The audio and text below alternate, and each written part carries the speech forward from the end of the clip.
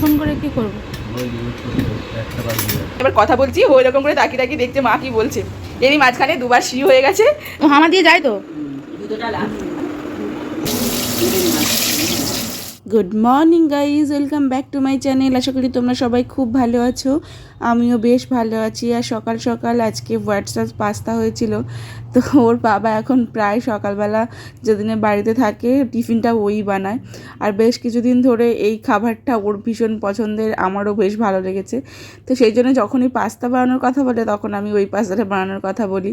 তো সেই জন্য ওই পাস্তা বানিয়েছিল এখানে। আর আজকে পাস্তাতে চিকেন ছিল না, হোয়াইট সস চিকেন পাস্তা কীভাবে বানাতে হয় তো সেইটার রেসিপি আমি তোমাদেরকে দিয়েছি, তোমরা অবশ্যই দেখতে পারো যারা করতে চাও আর কি। আর ভালো লাগলে অবশ্যই দেখতে পারো, আমার চ্যানেলে দেওয়া আছে।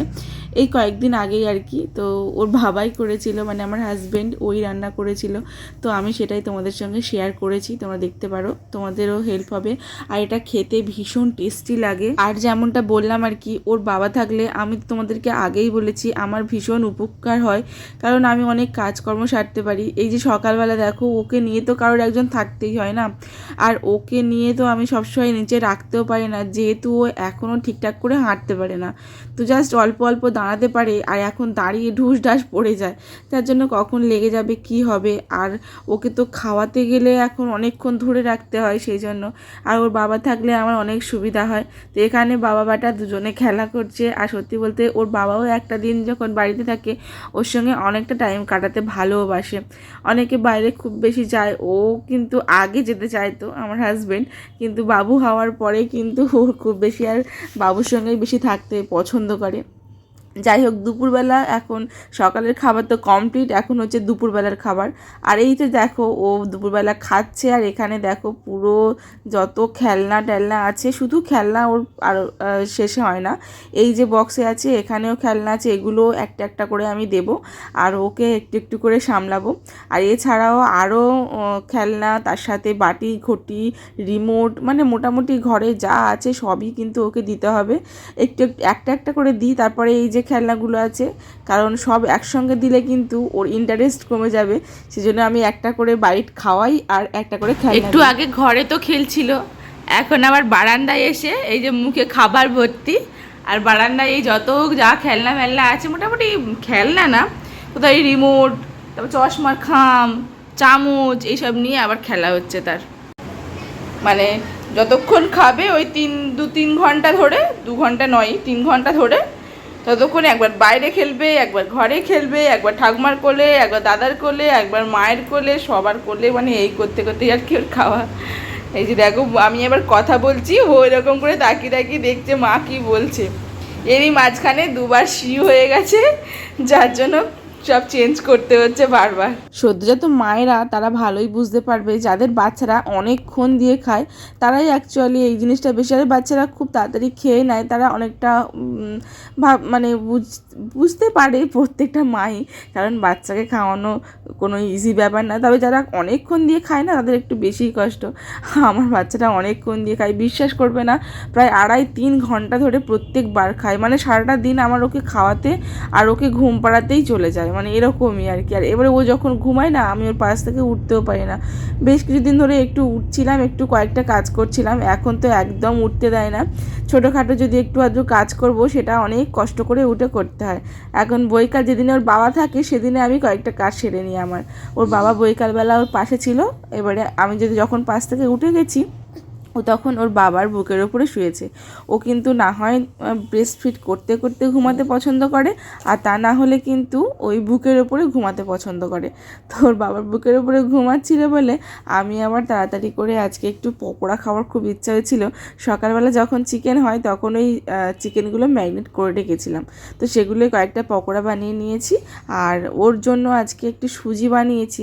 সুজি আমি বিভিন্ন রকমভাবেই বানাই, কখনো শুধু সুজি, কখনো সবজি দিয়ে সুজি বানাই, কখনো আবার শুধু খেজুর দিয়ে, কখনো ড্রাই ফ্রুটস দিয়ে, এভাবে বিভিন্নভাবে আমি ওর জন্য সুজি বা ডালিয়া প্রত্যেকটা জিনিসই ভ্যারাইটিসভাবে তৈরি করি, যাতে ওর খেতে ভালো লাগে। যেহেতু ওর এখনও খাবারে নুন অ্যাড হয়নি, তাই খুব বেশি টেস্ট হবে না। আর বেশ কিছুদিন ধরে না আমার এই ফোনের 0.5 যে ক্যামেরাটা একটু না অসুবিধা করছে, তো ওই জন্য আজকে ভিডিওটা দেখতে পাচ্ছি বেশি অসুবিধা হচ্ছে।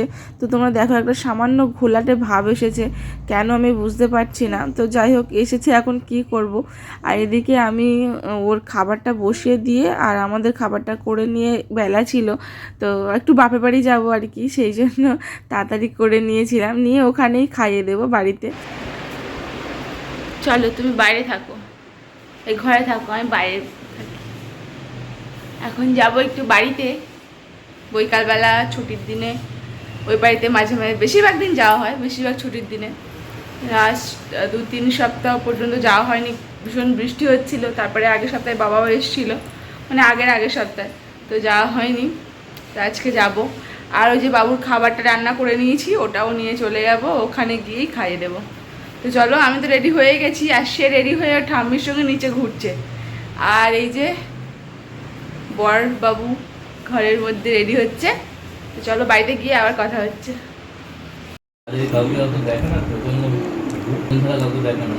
স্বাভাবিক, এই বয়সটাই ওটাই।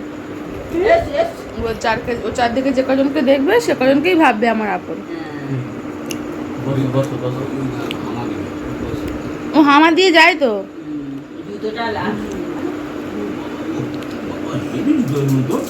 বাড়িতে আসলে একটা আলাদাই ব্যাপার কাজ করে, মানে এখান থেকে যখন আবার নিজের বাড়িতে ফিরে যাই বাপের বাড়ি থেকে, তখন একটা মানে অক্সিজেন পেয়ে যায় আর কি।